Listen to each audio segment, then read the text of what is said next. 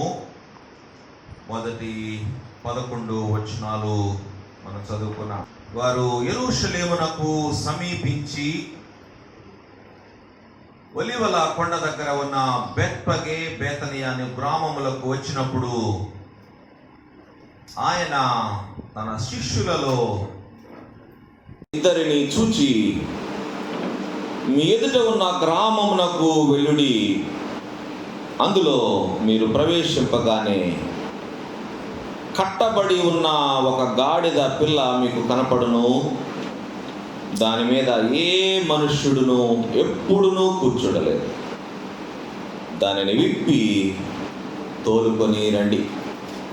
ప్రేమ కలిగిన తండ్రి, కృప కలిగిన యేసయ్య, మీకు వందనాలు.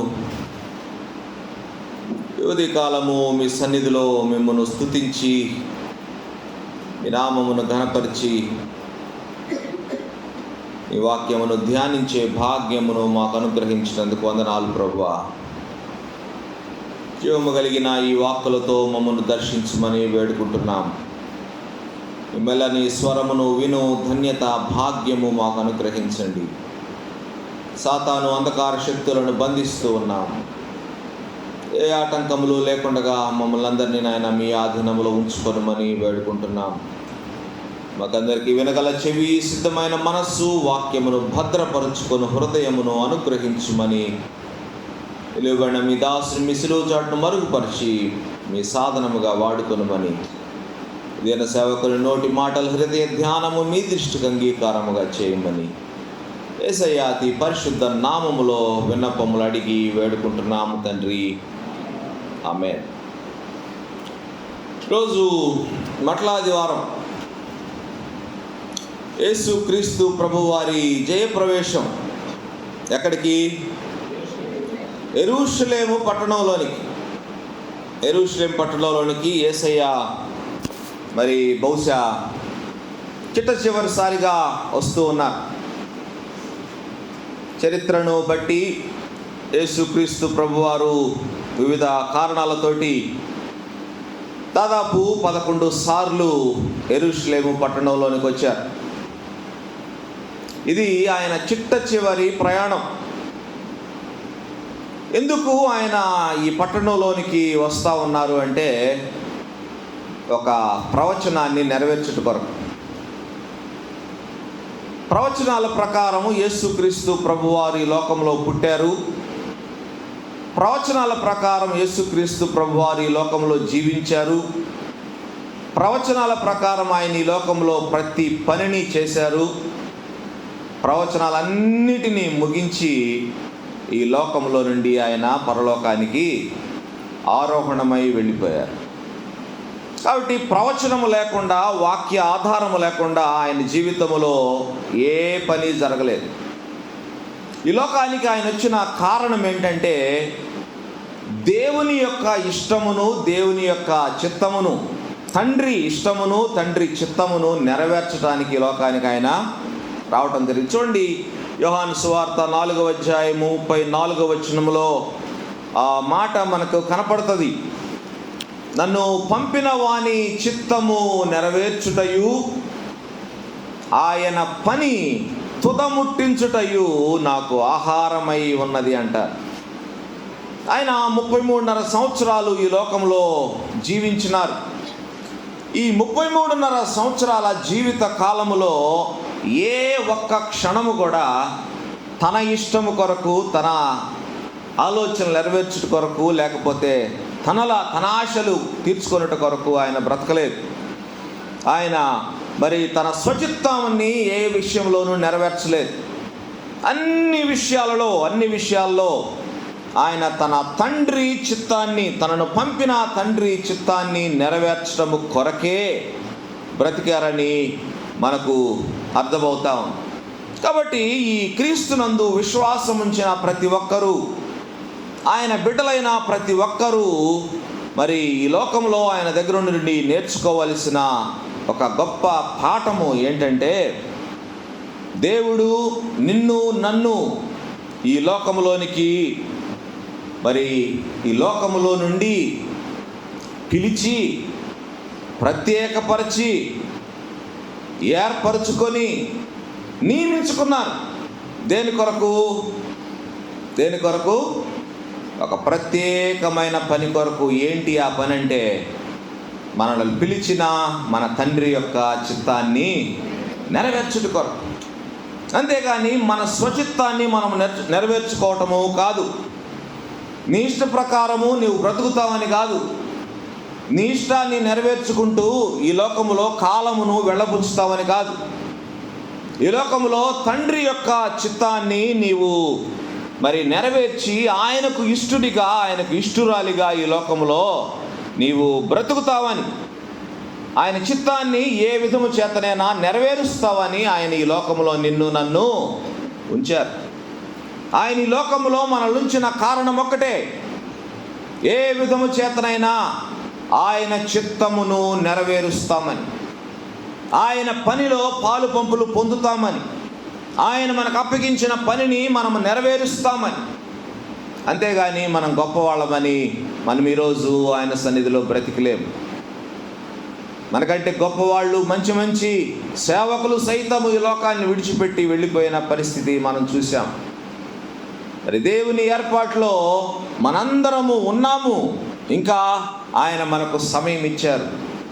కారణాలు ఏవైనా ఉండొచ్చు. మన బ్రతుకును సరిచేయడానికి కావచ్చు, మన బ్రతుకుని మార్చడానికి కావచ్చు, మన బ్రతుకు వలన ఏదో ప్రయోజనం ఉండబట్టి కావచ్చు, ఆయనకు సాక్షిగా మనల్ని నిలబెట్టుకోవటానికి కావచ్చు, మన ద్వారా ఆత్మలు సంపాదించాలని ఆయన కోరిక కావచ్చు. ఆయన చిత్తము ఏదైనా మనల్ని ఉంచడానికి కారణము మన గొప్పతనం అయితే కాదు అని జ్ఞాపకం చేస్తూ ఉన్నారు. అటు దేవుడు మనకిచ్చిన ఈ గొప్ప సమయాన్ని మనం చక్కగా సద్వినియోగం చేసుకోవాలి. దేవుడిచ్చిన ఈ అవకాశాన్ని మనం సద్వినియోగం చేసుకోవాలి. యేసుక్రీస్తు ప్రభువారు ఈ లోకములో తండ్రి చిత్తాన్ని నెరవేర్చడానికి, పాత నిబంధనలోని అనేక ప్రవచనాలను నెరవేర్చడానికి ఈ లోకానికి వచ్చారు. ఈరోజు మనం చదువుకున్న వాక్య భాగము ప్రకారము యెరూషలేములోనికి జయప్రవేశం అనేది అది కూడా ఏదో ఊరకట్లా జరిగిపోయిన సంగతి కాదు. ఒక పాత నిబంధన ప్రవచనాన్ని నెరవేర్చడానికి ఆయన యెరూషలేము పట్టణంలోనికి ప్రవేశిస్తూ ఉన్నారు. చూడండి, జకర్యా గ్రంథము 9వ అధ్యాయము 9వ వచనములో మనము ఆ ప్రవచనాన్ని మనం చూడగలం. యేసుక్రీస్తు ప్రభువారి యెరూషలేము ప్రవేశం యొక్క ప్రవచనము చూడండి. సియోను నివాసులారా బహుగా సంతోషించుడి, యెరూషలేము నివాసులారా ఉల్లాసముగా ఉండుడి. నీ రాజు నీతిపరుడును రక్షణ గలవాడును దీనుడునై గాడిద పిల్లను ఎక్కి నీ యొద్దకు వచ్చుచున్నాడు. క్రీస్తు పూర్వము 700 సంవత్సరాలకు క్రితము చెప్పబడిన ప్రవచనం ఇది. యేసయ్య రాజు కదా, కింగ్ ఆఫ్ కింగ్స్, రాజులకు రాజు ఆయన. రాజులు గాడిదల మీద వస్తారా? రాజులు గుర్రాలు రథాల మీద వస్తారు. మరి ఈయన గాడిదను కావాలంటా ఉన్నారు. గాడిదను విప్పి తోలుకొని రండి, దాని మీద ఎవరు ఎక్కలేదు, నేను ఎక్కుతాను దాని మీద. రాజులు గుర్రాల మీద ఎక్కి వస్తూ ఉంటారు. గుర్రము దేనికి సూచన అంటే గర్వానికి సూచన. గుర్రము యుద్ధానికి సూచన. యుద్ధానికి వచ్చేవాళ్ళే ఎట్లా వస్తారు? గుర్రాల మీద వస్తారు. కానీ గాడిద దేనికి సూచన? దీనత్వానికి సూచన, సమాధానానికి సూచన. యేసుక్రీస్తు గురించి ఏం రాశాడు ఇక్కడ? నీ రాజు నీతిపరుడు, రక్షణ గలవాడు, దీనుడు. ఈ సో హంబుల్. అందుకనే దీనత్వానికి సూచనగా ఉన్న గాడిదను ఎక్కి ఈ దీనుడైన యేసు ప్రభువారు వస్తూ ఉన్నారు. యేసయ్య యుద్ధానికి రావటం లేదు కదా. యేసయ్య యుద్ధానికి వస్తే ఆయన కూడా గుర్రం మీద వచ్చేవారేమో. యేసయ్య రాజు కావచ్చు, కానీ యేసయ్య యెరూషలేము పట్టణంలోనికి సమాధానకర్తగా వస్తూ ఉన్నారు. సమాధాన రాజుగా వస్తూ ఉన్నారు. సమాధానము ఇవ్వటము కొరకు ఆయన వస్తూ ఉన్నాము యెరూషలేము పట్టణానికి. యెరూషలేము అంటే ఆ పేరుకు అర్థం ఏంటో తెలుసా? సమాధాన పట్టణం. షలోం అంటే పీస్. సమాధాన పట్టణములోనికి యేసుక్రీస్తు ప్రభువారు వస్తూ ఉన్నారు. సమాధాన పట్టణం అనే పేరే కానీ అక్కడ సమాధానం ఉందా? సమాధానము లేని ప్రజల వద్దకు సమాధానాన్ని తీసుకొని సమాధానకర్తగా, సమాధాన రాజుగా ప్రవేశిస్తూ ఉన్నారు. He is the prince of peace. సమాధానమునకు కర్త ఆయన. యోహాను సువార్త 14:27 వచనంలో రాయబడింది, శాంతి పుట్టినట్లో రాశాడు, సమాధానము మీకు అనుగ్రహించి వెళ్ళుచున్నాను, నా శాంతినే లేకపోతే సమాధానమును మీకు అనుగ్రహించుచున్నాను. రోమాపత్రిక 15:33 కూడా వ్రాయబడింది, సమాధానకర్తయగు దేవుడు మీకందరికీ తోడై ఉండును. ఇంకా తెస్సలోనిక మొదటి పత్రిక 5:23 సమాధానకర్తయగు దేవుడే మిమ్మును సంపూర్ణులుగా పరిశుద్ధపరచునుగాక అంటారు. 2 తెస్సలోనిక రాసిన 2వ పత్రికలో 3:16 సమాధానకర్తయగు ప్రభువు తానే ఎల్లప్పుడూ ప్రతి విధము చేతను మీకు సమాధానము అనుగ్రహించును గాక. యువతి కాలము నీవు ఏ స్థితిలో ఉన్నావో, యువతి కాలము నీ పరిస్థితి ఏంటో మరి నాకు తెలియదు. నీ జీవితంలో నీకు సమాధాన స్థితి ఉన్నదా? నీ కుటుంబంలో నీకు సమాధాన స్థితి ఉన్నదా? నీ ఇంటిలో నీకు సమాధానం ఉందా? నీ రక్త సంబంధికులతో, నీ స్నేహితులతో, నీ కొలీగ్స్తో నీకు సమాధానం ఉందా? నీ పొరుగు వారితో నీకు సమాధానం ఉందా? నీవు క్రీస్తును ఎరిగి ఉండి, రక్షణ పొంది, బాప్తిస్మపు అనుభవములో ఉండి, బలలో పాలు పంపులు పొందుతూ ఇంకా ఎవరితోనైనా ఈ లోకంలో సమాధానము లేని స్థితిలో ఉన్నావు అంటే మొదట నీకు దేవునితో సమాధానము లేదని అర్థం. దేవునితో నీకు సమాధానము ఉంటే దేవుడు సమస్తమును సమాధానపరిచేవాడు. ఎందుకంటే ఆయన సమాధానమునకు కర్త, ప్రిన్స్ ఆఫ్ పీస్. ఆయన మన జీవితంలో ఉంటే మన జీవితంలో ప్రతి అంశంలో ప్రతి ఒక్కరితోటి మనకు సమాధానము ఉండి తీరవలసిందే. కానీ ఎవరితోనైనా ఏ విషయంలోనైనా నీకు సమాధానము లేని స్థితి నువ్వు ఈరోజు కలిగి ఉన్నావంటే ఆ సమాధానకర్తతో నీకు సమాధానము లేదు అని అర్థం. ఆయనతో నువ్వు సమాధానము కలిగి ఉండాలా. సమాధానకర్త ఇంకా నీ జీవితము వెలుపలే ఉన్నాడని అర్థం. ఆయన నీ జీవితంలో ఉంటే నీ జీవితంలో ఖచ్చితంగా సమాధానము ఉండవలసిందే. ఆయన యెరూషలేములోనికి సమాధానకర్తగా వస్తూ ఉన్నప్పుడు యెరూషలేము ప్రజలు సంతోషంతో ఆయన ఆహ్వానించారా? ఆయన ఆహ్వానించలేదండి. ఆయన ఆహ్వానించలేదు. వారి పరిస్థితి ఏంటో గమనించండి. మత్తయి సువార్త 21:10 వ్రాయబడింది. వారి యొక్క పరిస్థితి ఎట్లా ఉందో చూడండి. యెరూషలేము ప్రజల దగ్గరికి, సమాధానము లేని స్థితిలో ఉన్న వారి దగ్గరికి సమాధానం ఇవ్వాలని, వారిని తండ్రితో సమాధాన పరచాలని, వారు ఇప్పటి వరకు కోల్పోయిన మరి సమాధానాన్ని వారికి తిరిగి దయచేయాలని దేవుడు కోరుకొని వారి వద్దకు వస్తూ ఉంటే మత్తయి 21:10 రాయబడింది, ఆయన యెరూషలేములోనికి వచ్చినప్పుడు పట్టణమంతయు ఈయన ఎవరో అని కలవరపడెను. Who is he? ఎవరైనా తెలీదా వాళ్ళకి? 11 సార్లు ఆ పట్టణములోకి ఇంతకుముందు ప్రవేశించినారు కదా. ఎన్నో ప్రసంగాలు చేస్తుంటారు, ఎన్నో బోధలు అక్కడ చేస్తుంటారు, ఎన్నో అద్భుతాలు చేస్తుంటారు, ఎన్నో సూచక క్రియలు చేస్తుంటారు. ఎందుకు? వారందరినీ తండ్రితో సమాధానపరచాలని, వారిని సమాధానపరచాలని దేవుడు యేసయ్య కోరుకొని వారి దగ్గరికి వచ్చినప్పుడు మరి ఆయన ఎవరో అని కలవరపడతా ఉన్నారు. ఎవరైనా ఎందుకు వస్తున్నాడు ఈయన? పట్టణమంతా కలవరపడుతున్నారు. మరి ఆయన్ని లోపలికి తీసుకెళ్తున్న వాళ్ళు ఎవరు? మళ్ళీ జయధ్వానాలు చేస్తూ ఆయన ప్రభువు పేరట వచ్చువాడు స్తుతింపబడుగాక, జయము అని పిలుస్తూ, లేకపోతే హోసన్నా గీతాలు పాడుతూ, తండ్రి అయిన దావీదు రాజ్యము స్తుతింపబడునుగాక, సర్వోన్నతమైన స్థలములలో జయము అని కేకలు వేస్తూ ఆయనని లోపలికి మరి అంత సంతోషంగా తమ బట్టలను ఆయన దారి పొడుగున పరిచి ఈత మట్టలతోటి స్తుతి గానాలు చేస్తూ ఆయన లోపలికి సంతోషంగా ఆహ్వానిస్తుంది. ఎవరు? యెరూషలేము నివాసులు కాదండి. యోహాను సువార్త 12వ అధ్యాయము 12, 13 వచనాలు గమనించండి. యోహాను సువార్త 12వ అధ్యాయము 12, 13 వచనాలు. మరునాడు ఆ పండుగకు వచ్చిన జన సమూహము యేసు యెరూషలేముకు వచ్చుచున్నాడని విని ఖర్జూరపు మట్టలు పట్టుకొని ఆయనను ఎదుర్కొనబోయి, జయము ప్రభువు పేరట వచ్చుచున్న ఇశ్రాయేలు రాజు స్తుతింపబడునుగా కానీ కేకలు వేసిరి. ఎవరంట వీళ్ళు? పండుగకు వచ్చిన జన సమూహము. They are not from Jerusalem. యెరూషలేములో పండుగను ఆచరించుటకు వచ్చిన ఇతర గ్రామాల ప్రజలు, లేకపోతే చుట్టుపక్కల ప్రజలు, ఇతరులు ఆయన గుర్తించినారు. కానీ యెరూషలేము ప్రజలు కలవరపడతా ఉన్నారు. అప్పుడు కూడా ఎవరు గుర్తించలా. యేసుక్రీస్తు పుట్టినప్పుడు, ఆయన పుట్టినప్పుడు కూడా ఎవరు గుర్తించలా యెరూషలేము ప్రజలు.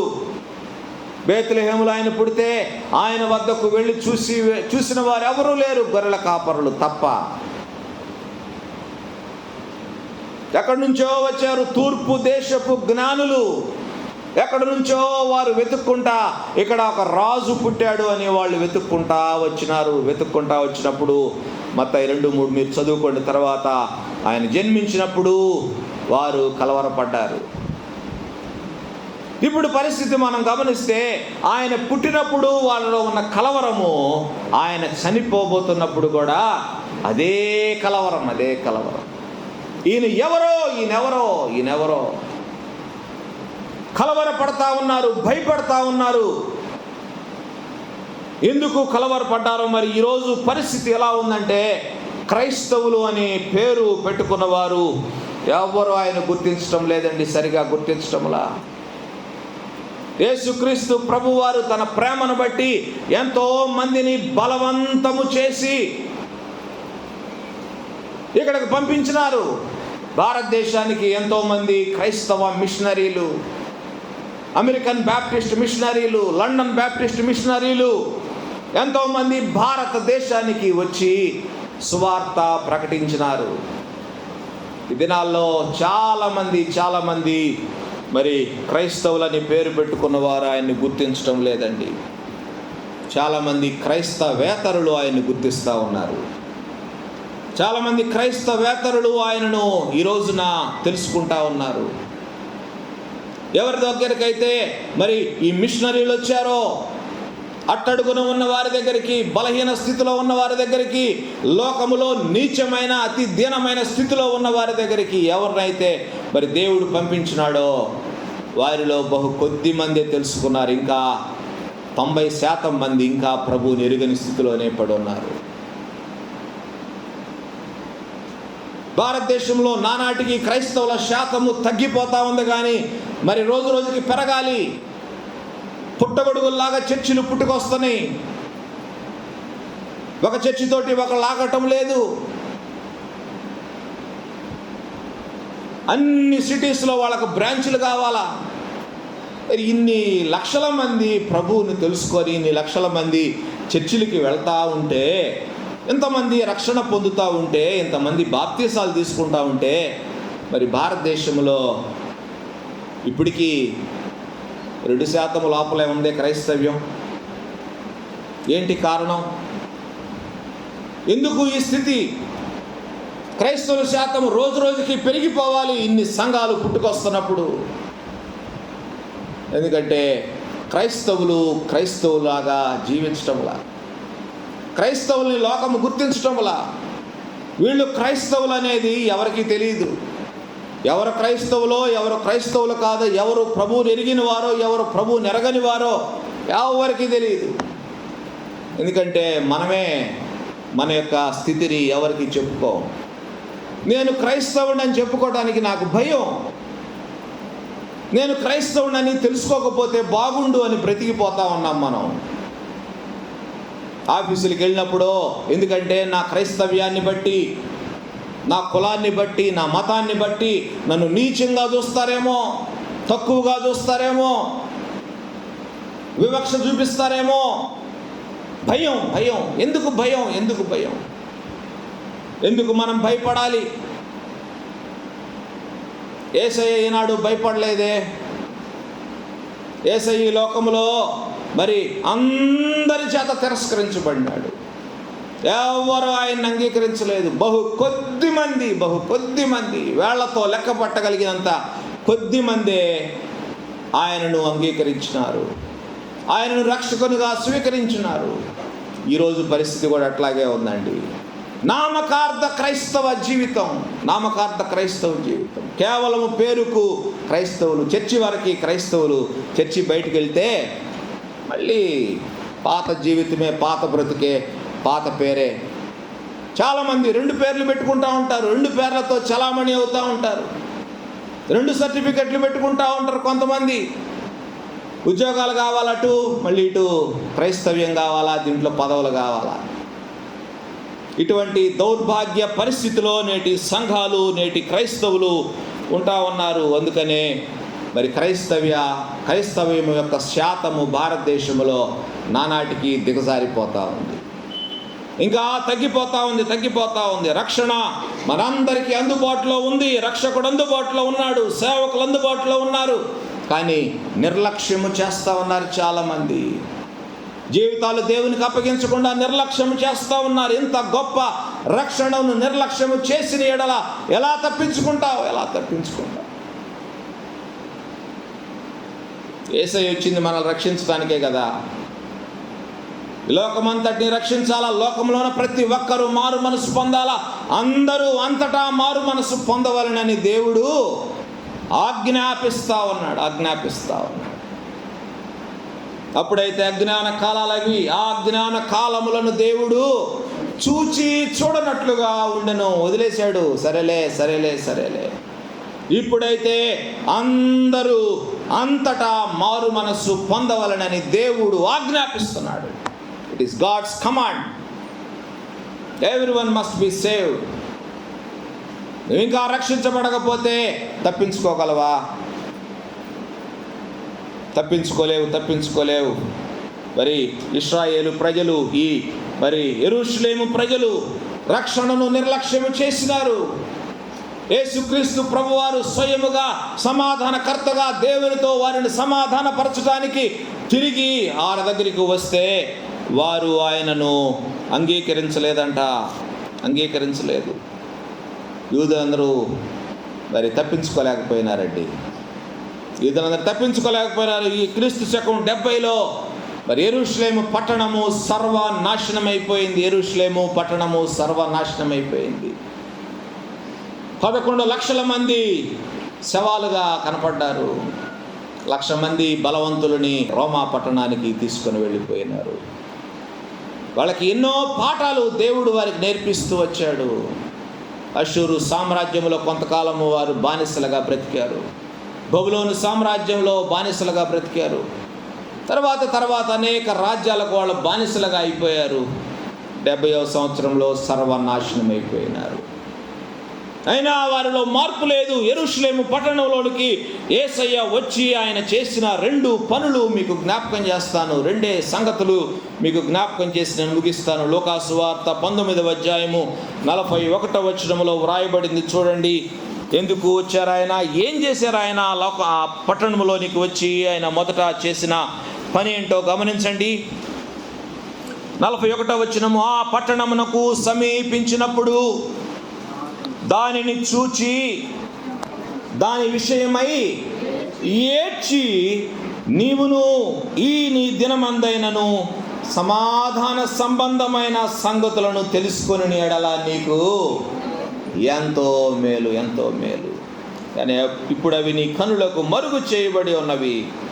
ప్రభువు నిన్ను దర్శించిన కాలము నీవు ఎరుగకుంటివి కనుక నీ శత్రువులు నీ చుట్టూ గట్టుకట్టి ముట్టడి వేసి అన్ని ప్రక్కలను నిన్ను అరికట్టి నీలో ఉన్న నీ పిల్లలతో కూడా నిన్ను నేల కలిపి నీలో రాతి మీద రాయి నిలిచి ఉండని అని దినములు వచ్చునని చెప్పాను. ఎగ్జాక్ట్గా యేసుక్రీస్తు ప్రభువారు ఈ పట్టణము గురించి ఏమని చెప్పినారో అది అక్షరములా నెరవేరింది. ఈ రోమీయులు వచ్చి ఆ యెరూషలేము పట్టణాన్ని ముట్టడేసిన తర్వాత లోపల వాళ్ళు బయటకు రాలేక, బయట వాళ్ళు లోపలికి వెళ్ళలేక ఆహారం లేక, నీళ్లు లేక 11 లక్షల మంది చనిపోయినారు. బహుభయంకరమైన స్థితి. గట్టు కట్టి ముట్టడి వేసి అన్నాడు. శత్రువులు నీ చుట్టూ గట్టు కట్టి ముట్టడి వేసి అన్ని ప్రక్కలను నిన్ను నరికెట్టి, ఎటు వెళ్లకుండా వాళ్ళని నరికెట్టినారండి. అక్షరాల నెరవేరింది 70వ సంవత్సరంలో. ఈలో ఉన్న నీ పిల్లలతో కూడా నిన్ను నేల కలిపి పిల్లల్ని వండుకొని తిన్నారంటండి. తమ పిల్లల్ని వండుకొని తిన్నారు. ఆకలికి తట్టుకోలేక పిల్లల్ని ఈరోజు నీ పిల్ల, రేపు నా పిల్ల అని వంతులేసుకొని వండుకొని తిన్న పరిస్థితి, కాల్చుకొని తిన్న పరిస్థితి. అంత భయంకరమైన పరిస్థితి వారు ఎదుర్కొన్నారు. లూకా సువార్త 19వ అధ్యాయము అంతా ఈ సంగతులే మనకు కనపడతాయి. He cried for the city. దాని విషయమై ఆయన ఏడుస్తూ ఉన్నారు. ఎందుకంటే దాని విషయమై ఎందుకు ఆయన ఏడుస్తూ ఉన్నారంటే దాని భవిష్యత్తును ఎరిగిన దేవుడు యేసయ్య. దానికి ఏం జరగబోతుందో ఆయన కన్నులతో చూస్తూ ఉన్నారు. దాని విషయమై ఏడవటానికి కారణం అదే. ఎందుకంటే దాని భవిష్యత్తు ఎలా ఉండబోతుందో ఆ భవిష్యత్తును చూస్తూ ఉన్నారు. ఏంటి దాని స్థితి అంటే, టైటస్ వస్తున్నాడు, దానిని ముట్టడేస్తున్నాడు. మరి 40 సంవత్సరాలు కష్టపడి కట్టిన ఒక ఆలయం, వాళ్ళందరూ గర్వించిన ఆలయం. ఈ ఆలయాన్ని చూసావా అంటారు యేసయ్యతోటి. ఎంత గొప్ప ఆలయం ఇది. అందుకని యేసయ్య అంటున్నాడు, రాతి మీద రాయి లేకుండా దాన్ని నాశనం చేస్తారు. రాతి మీద రాయి లేకుండా ఎందుకు పడగొట్టారో తెలుసా? దానికి వాళ్ళు బంగారపు పూత పూసారండి. బంగారపు పూత. ఒక్కొక్క రాయిని పడగొట్టి చక్కగా బంగారాన్ని గీరుకొని వాళ్ళు స్క్రేపింగ్ అంటారు, స్క్రేప్ చేసుకొని మొత్తం దాన్ని పోగు చేసుకొని వెళ్ళిపోయారు. రాతి మీద రాయి ఉంటే ఎట్లా పోగు చేస్తారు? ఒక్కొక్క రాయిని పడగొట్టి దాని మీద నుంచి బంగారాన్ని తీసుకొని వెళ్ళిపోయారు. యువదీ కాలము యేసయ్య నీకోసం కూడా ఏడుస్తూ ఉన్నాడు. ఆ రోజు యెరూషలేము పట్టణం యొక్క భవిష్యత్తును ఎరిగిన వాడై ఆయన ఏడుస్తూ ఉన్నాడు. యేసయ్య ఈరోజు కూడా నీ పక్షముగా తండ్రి కుడిపార్శ్వమున కూర్చుండి నీ కొరకు ఏడుస్తూ ఉన్నాడు. ఏంటి యేసయ్య పని? తండ్రి కుడిపార్శ్వన కూర్చుండి నీ కొరకు, నా కొరకు విజ్ఞాపన చేయటమే. విజ్ఞాపన అంటే ఏంటి? బతిమాలుకోవటం అండి. బతిమాలుకోవటం, విజ్ఞాపన, పడి గోజాడటం. ప్రభువా ఈ ఒక్కసారి తండ్రి, ఈ ఒక్కసారి క్షమించి విజ్ఞాపన చేస్తూ ఉన్నాడు నీ కోసము, నా కోసము. ఈ సమయంలో ఆయన కన్నీరు కారుస్తూ ఉన్నాడు నీ కోసము, నా కోసం. మన బ్రతుకులు బాగకపోతే ప్రభువుని ఎరిగిన వారమై రక్షకుని అంగీకరించి బాప్తిస్మ అనుభవంలో ఉండి ప్రభువుకు ఇష్టం లేని జీవితములు జీవిస్తూ ఉంటే మన కొరకు ఏడుస్తూ ఉన్నాడు ఆయన. అంతేకాదు, ఇంకా నీ జీవితాన్ని దేవునికి అప్పగించకుండా లోకమునకు బానిసమై లోకములో ఏదో ఒకదానికి కట్టబడి సాతాను బందీగా నీ ఉంటే నీ కొరకు ఏడుస్తూ ఉన్నాడు. ఏ విధము చేతనైనా సాతాను దగ్గర నుంచి నిన్ను విడిపించాలని ఆయన ప్రయత్నం చేస్తూ ఉన్నాడు. నీకు ఇస్తున్న అవకాశాలు నువ్వు సద్వినియోగం చేసుకోకపోవటను బట్టి ఏడుస్తూ ఉన్నాడు ఆయన. ఎన్ని అవకాశాలు నీకు వచ్చినా నీవు అంగీకరించలేదే. యెరూషలేము పట్టణంలోనికి 11 సార్లు యేసయ్య వచ్చాడు కదా. ఏదో ఒక అద్భుతం చేసినప్పుడు ఆయన అంగీకరించవచ్చు కదా. వాళ్ళు అంగీకరించలా. వచ్చిన ప్రతి అవకాశాన్ని వాళ్ళు త్రోసిపుచ్చుతూ వచ్చారు. ఈరోజు కూడా మరి నీవు ఇదే రీతిగా అవకాశాలను త్రోసిపుచ్చుతూ ఉన్నావేమో. అవకాశం మళ్ళీ వస్తుందో రాదో నేను చెప్పలేను. ఎందుకంటే ప్రభువుకు కూడా ఒక లిమిట్ ఉంటుంది కదా. సహనానికి ఒక లిమిట్ ఉంటుంది, ఓర్చుకోవడానికి ఒక లిమిట్ ఉంటుంది, క్షమించడానికి ఒక లిమిట్ ఉంటుంది. మనుషులమైతే తొందరగా మనం రియాక్ట్ అవుతాము. ఆయన దేవుడు కాబట్టి మరి త్వరగా రియాక్ట్ కాలేక ఓర్పుతో సహనముతో ఎదురు చూస్తూ ఉన్నాడు. ఎందుకు ఈ నేల వ్యర్థమైపోవాలని ఆయన అనుకుంటే క్షణంలో నిన్ను లేపేయగలడు ఈ భూమి మీద నుంచి. ఎందుకు ఈ భూమి వ్యర్థం కావాలి, ఎందుకు నేను దీనికి పడే శ్రమ అంతా వ్యర్థం కావాలని అనుకుంటే ఒక క్షణం చాలండి ఆయనకి. ఎందుకు అవకాశం ఇస్తున్నాడో ఒకసారి పరిశీలించుకోండి. నాకు ఇంకా కొంచెం సమయం కావాలని కొంతమంది అడుగుతూ ఉంటారు. ప్రభువుని తెలుసుకోవటానికి నేడే రక్షణ దినం, నేడే రక్షణ దినం, నేడే రక్షణ దినం, నేడే రక్షణ దినం. జక్కయ్య విషయంలో మనం చూసాం. జక్కయ్య ఇంటికి రక్షణ ఎప్పుడొచ్చింది రక్షణ? యేసయ్య ఆయన ఇంటిలోకి జక్కయ్య, అయ్యా మా ఇంటికి రమ్మని జక్కయ్య ఆహ్వానించలా. యేసయ్య కోరి జక్కయ్య యొక్క మనస్సును ఎరిగి జక్కయ్య ఇంటికి ఆయన, జక్కయ్య చెట్టు దిగిరా, నేను మీ ఇంట్లోకి రావాలా. జక్కయ్య తన స్థాయిని, స్థితిని అన్నీ వదిలిపెట్టి తన ఒక పెద్ద ఆఫీసర్ అనే సంగతి మర్చిపోయి యేసయ్యని చూడాలని చెట్టు ఎక్కాడంట. ఎవరు ఎక్కుతారు చెట్లు? చిన్నపిల్లలు ఎక్కుతారు. కానీ జక్కయ్య తన స్థితిని, తన స్థాయిని మర్చిపోయి చెట్టెక్కి యేసయ్య కోసం చూసినప్పుడు జక్కయ్య ఇంటికి యేసయ్య వెళ్ళాడు. వెళ్ళిన తర్వాత ఆయన అంటున్నాడు, నేడు ఈ ఇంటికి రక్షణ వచ్చి ఉన్నది. నేడే నేడే నేడే, రేపు సమయం కాదు. జక్కయ్యతో అనాల్సింది, జక్కయ్య నీవు ఇన్ని చెప్పావు కదా, ఇప్పటిదాకా నేను నా ఆస్తిలో సగభాగం ఇస్తాను, నేను ఎవరి దగ్గర అన్యాయంగా తీసుకుంటే 4 అంతలు చెల్లిస్తానని చెప్పావు కదా, మొత్తం సెటిల్ చేసుకొని రా, తర్వాత నీకు రక్షణ దొరుకుద్దని చెప్పలా. నేడు ఈ ఇంటికి రక్షణ వచ్చిందంటే ఎప్పుడైతే మరి ఆయన తన జీవితంలోనికి యేసుక్రీస్తు ప్రభువారిని ఆహ్వానించినాడో, ఎప్పుడైతే తన తప్పులను ఒప్పుకోవడానికి సిద్ధపడినాడో, అప్పుడే ఆ ఇంటికి రక్షణ వచ్చేసింది. రక్షణ పొందటానికి ఇంకా నాకు సమయం కావాలి, ఇంకా నేను వెయిట్ చేయాలి, ఇంకా ఏదో పాపం చేయాలని ఎదురు చూస్తున్నావేమో. జాగ్రత్త జాగ్రత్త, సమయం నీది కాదు.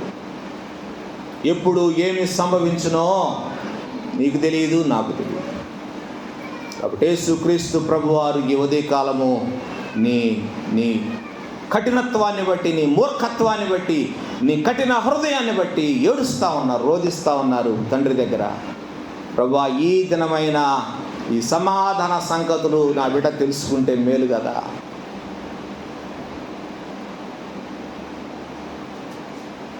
తెలుసుకోకపోతే నీ ఇల్లు నీకు విడవబడినది, అంతే. సర్వకాలమునకు దేవుడు వారిని విడనాడాడండి. సర్వనాశనం అయిపోయింది యెరూషలేము పట్టణం. ఈ దినమందైనా తెలుసుకుంటే నీకు ఎంతో మేలు. యువతి కాలమైన దేవుడు నీకు ఇస్తున్న అవకాశాన్ని నువ్వు సద్వినియోగం చేసుకుంటావా? ప్రభువు నీ జీవితంలోనికి ఆహ్వానిస్తావా? నీ జీవితానికి దేవునికి అప్పగిస్తావా? ఇంకొక అవకాశం వస్తుందో రాదో నేను చెప్పలేను. ఎందుకంటే సమయములు, కాలములు తండ్రి తన స్వాధీనమందు ఉంచుకొని ఉన్నాడు. అది ఎవరికి తెలియదు ఆ సమయం. అందుకనే మనం ఈరోజే సిద్ధపడాలా. ఈరోజే ఆయన ఇచ్చిన రక్షణను, ఉచితముగా ఇచ్చిన రక్షణను మనం స్వీకరించాలా. జీవితాన్ని దేవునికి సమర్పించాలా.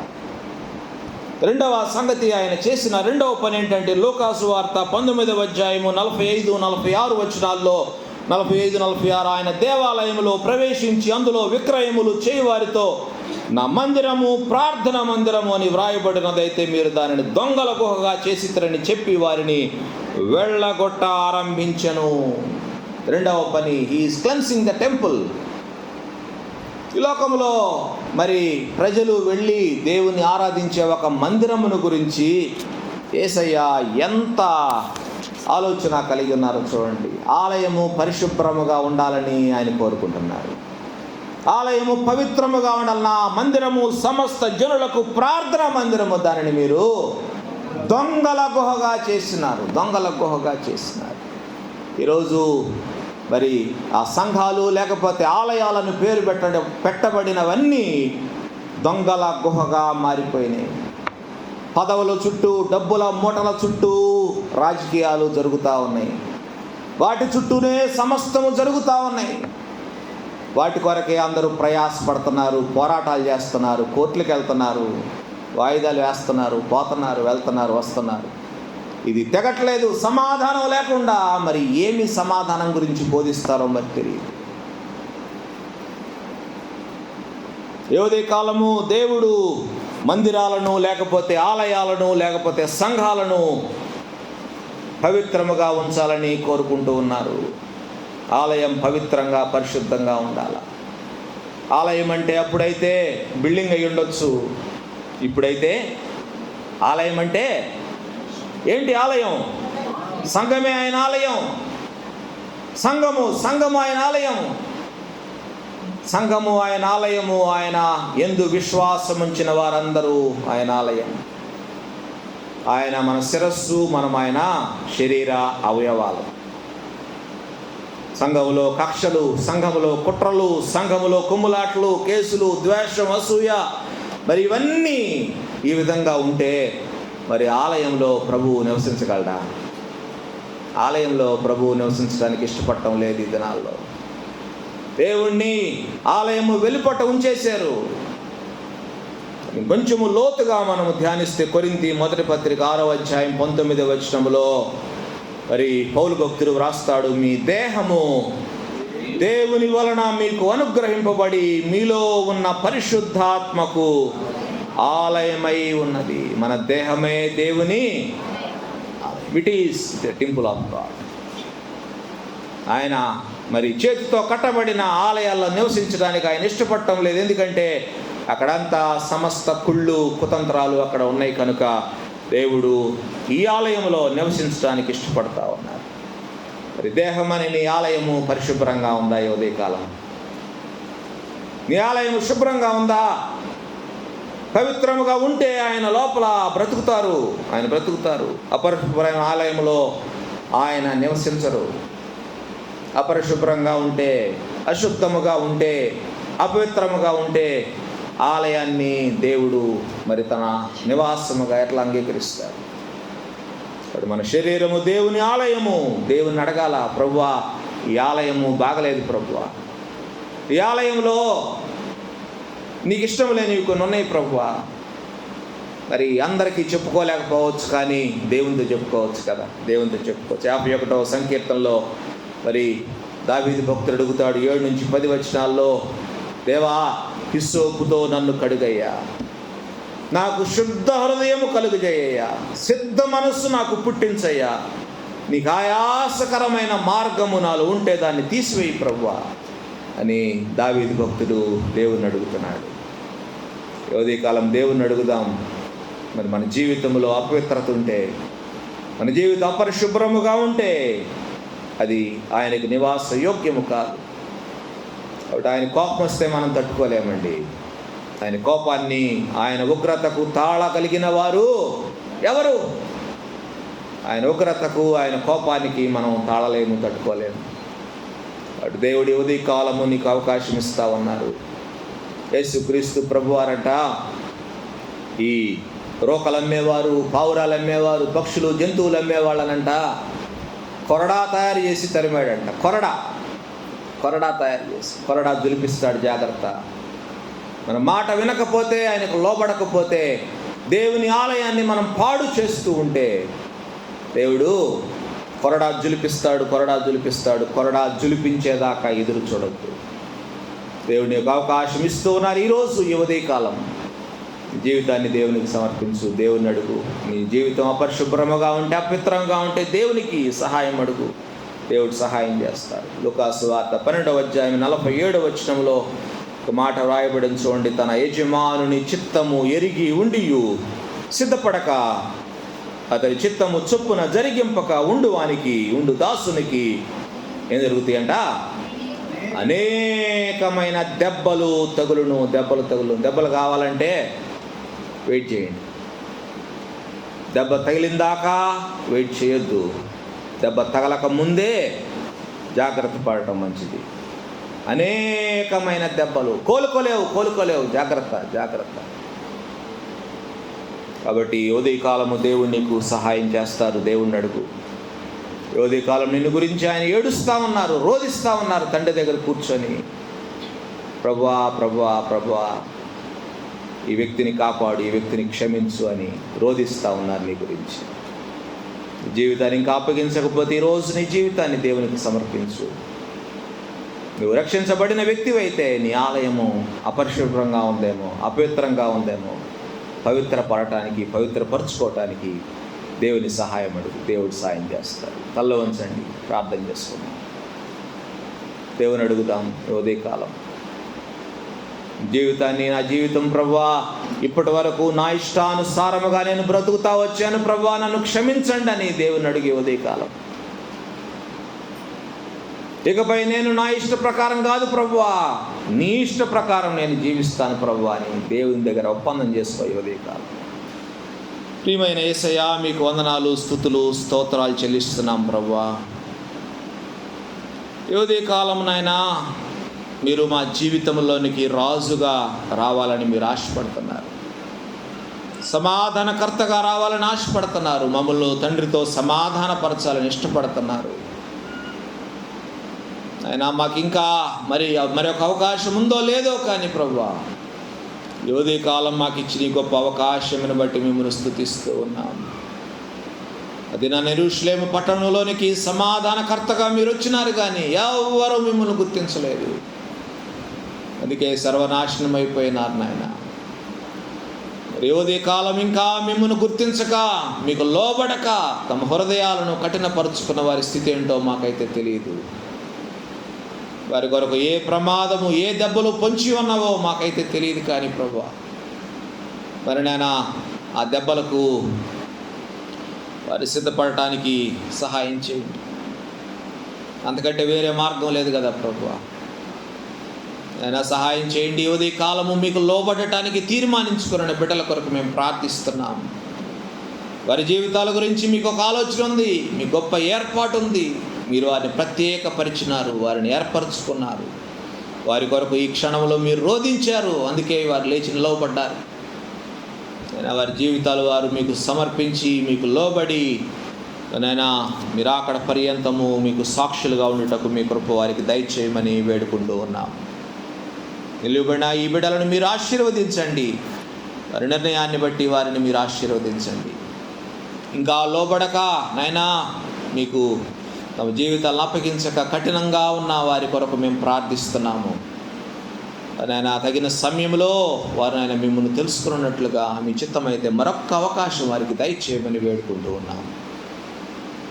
ఉదయకాలం నాయన మరి మా జీవితములు నాయన అపరిశుభ్రంగా అపవిత్రంగా ఉంటే మాలో మీరు నివసించలేరు కనుక మా జీవితాల్లో కూడా మేము పవిత్రపరచుకోవటానికి మీ సహాయము మాకు అనుగ్రహించండి. మాకు శుద్ధ హృదయాన్ని కలుగు చేయండి.